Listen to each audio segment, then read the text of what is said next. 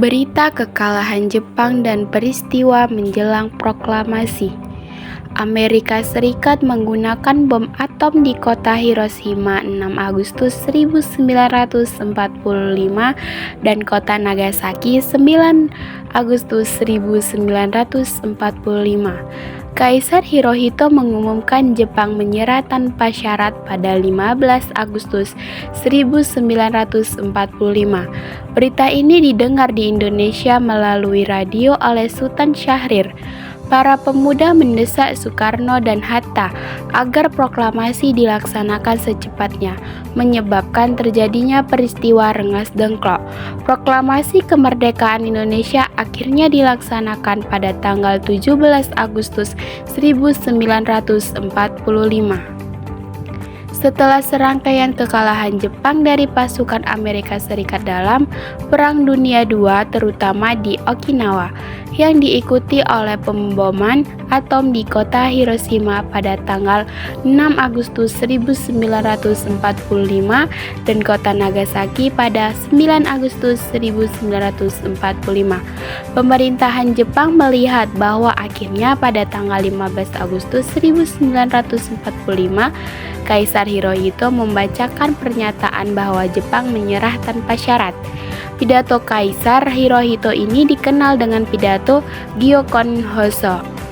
Berita menyerah Jepang ini disensor oleh radio dan kantor berita Jepang di Indonesia.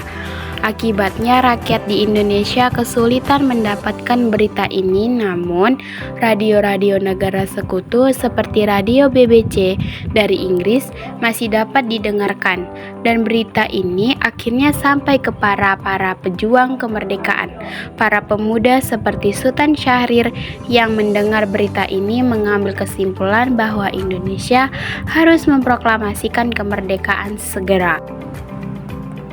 Menurut rencana, proklamasi akan dilakukan pada tanggal 24 September 1945 sesuai dengan keputusan Panitia Persiapan Kemerdekaan Indonesia atau PPKI yang dibentuk oleh Jepang.